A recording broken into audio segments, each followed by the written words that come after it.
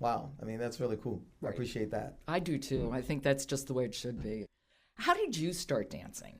So I started dancing like really young, probably about 3 years old. My mom was my first teacher, and she taught me the breakdown and the funky robot.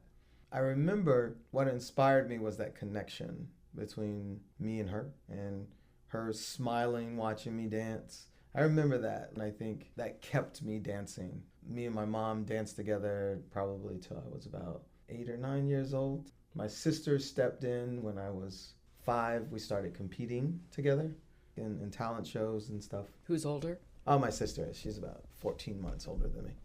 That was the beginning. And I've always been in communities of practice in urban dance styles, not just as an activity. It was my cultural identity. Yes, I had read where you said that dance was your cultural identity, and Mm-hmm. I would like you to talk more about that and how you derive your cultural identity from that and why it's so significant. Yeah, so when I unpacked that question, my cultural identity, as I learn it, as society tells you who you are, for me was a painful experience. I loved where I lived, where I grew up, but it was hard. So for me, reimagining myself for what I deserve, what's in my heart, and what I could do positive in the world was my goal. Even as a little kid, I was like, I love my family. I love the people I'm coming up with, but I can be what I want to be. I don't have to stay here. I don't have to suffer. I don't have to be overwhelmed by my condition. I can dream and I can actualize if I want to. Dance helped me do that. It helped me understand discipline. It helped me understand working with people to, well, not just common goals, but to sometimes settle things. Taught me conflict transformation, how we will disagree with each other a lot. And it's not about resolving that conflict, it's about the process and improving our condition. But most importantly, I think dance taught me how to care about myself, take care of my body, respect other people's vessel, their instrument, and not see people as less than they wish to be. You were in the service and you were in Europe, and I had read where when you were in Germany, in a way that was, I don't know if transformative is too big a word, but it had a real impact on the way you thought about dance. Yes, being in Germany, I was assigned to a NATO unit in 1997. So I left Georgia for Heidelberg, Germany. And before I went there, I heard a lot of things about Germany, that they didn't have a dance scene and that it was like this and like that. So I wasn't very excited about it. I was actually kind of sad. I was already working professionally as a dancer on my off time, and I was kind of nervous about what Germany would bring to me. But it was transformative in a way that literally on my first day there, I went to a Volksfest, like a carnival, and I met some heavy hitters from some major groups out there. And they completely took me in, where actually in Heidelberg, there was a not so good relationship between soldiers and local people. But hip hop brought us together. And without them, I wouldn't have developed a professional career there. I probably would have just did soldier stuff. I just would have been in the army, but they were my window to their community.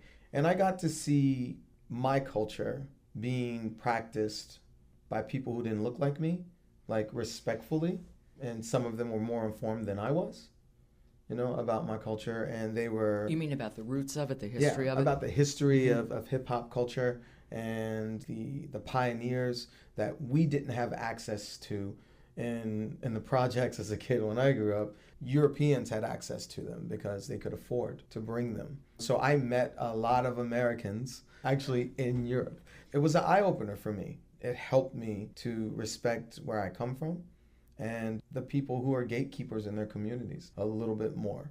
So it was definitely transformative. I wouldn't have come back to DC and started Urban Artistry Inc. I started it with the scope of work that I learned to do while I was in Europe.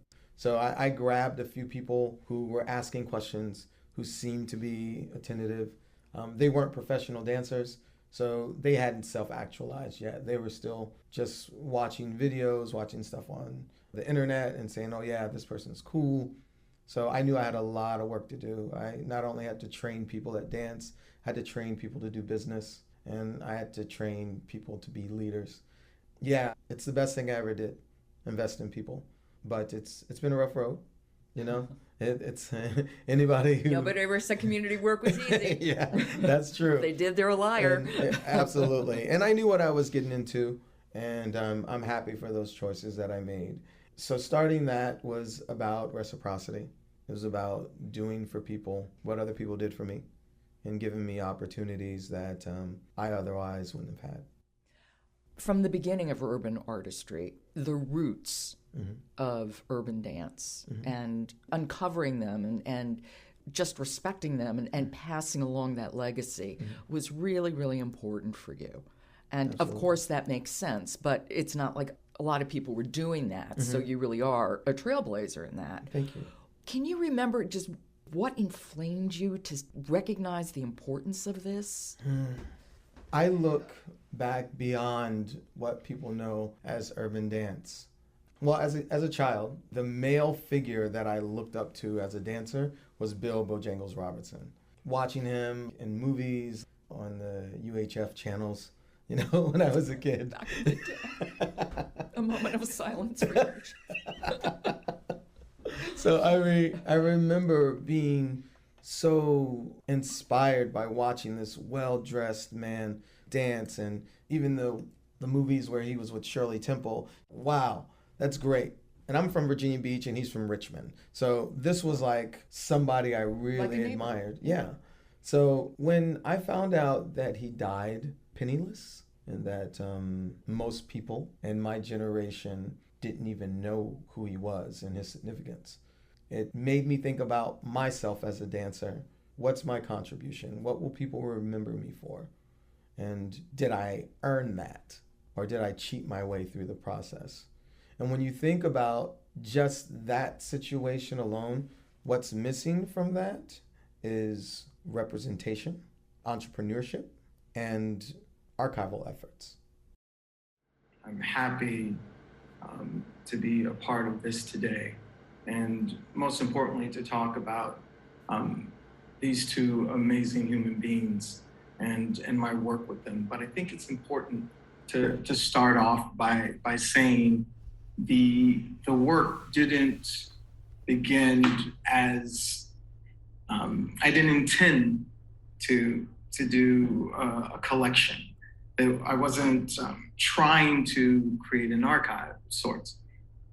What I was trying to do was I was trying to find a little bit of information about the context of acoustic country blues and what it meant to hip hop culture. In a lot of ways at Urban Artistry, as the founder, a lot of my mentees and my students, they look to me for professional growth and guidance in a lot of ways. So the Preservatory Project is kind of our arm of trying to document our communities responsibly and to tell our stories.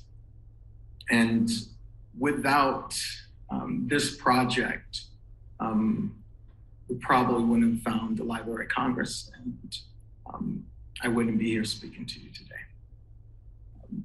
I think a good place to start is in this idea of me as a dancer wanting to connect with people from traditions that preceded us. My research is primarily in music and movement in the African American South. And as a folklorist, I spend a lot of time in multiple communities. Phil Wiggins and I had the opportunity to meet through a good friend of ours at the Maryland State Arts Council that knew that him and I both were working on projects that we were trying to connect the old with the new, to do intergenerational work with hip hop culture and also with acoustic country blues. And I, as a person who loves blues music and loves to play harmonica, decided that I would do an apprenticeship with Mr. Wiggins through the Maryland State Arts Council.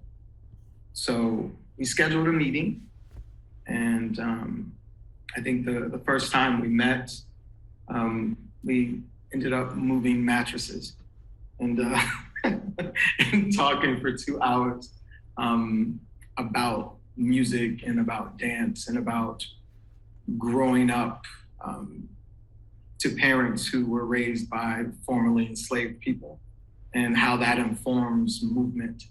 And I knew at that time that this was going to be a different type of work. So I kind of got my things together and kind of refocused and centered. It would be about 2 years before we even pulled out a recorder or a camera to start documenting. And this is what John D needed. This work was not supported,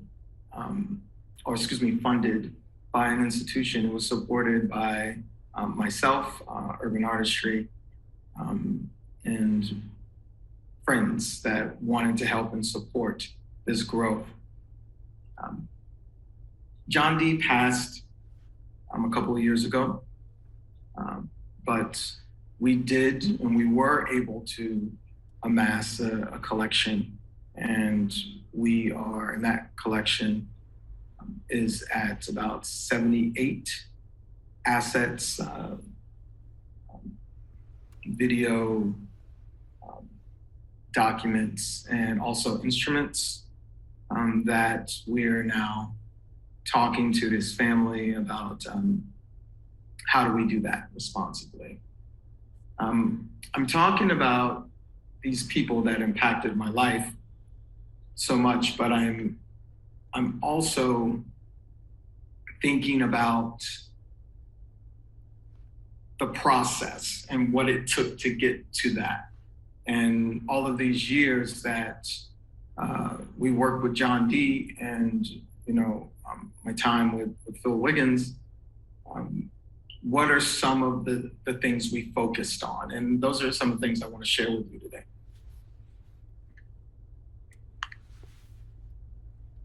Most of these, the Collaborators Code was something that we came up with, frankly, as we started to make mistakes. And those mistakes were cultural, right?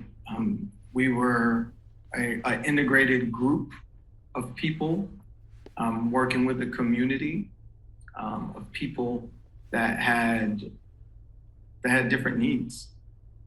And being a part of hip hop culture, we did not understand what it meant to be a part of traditions that, frankly, are not as popular in our communities.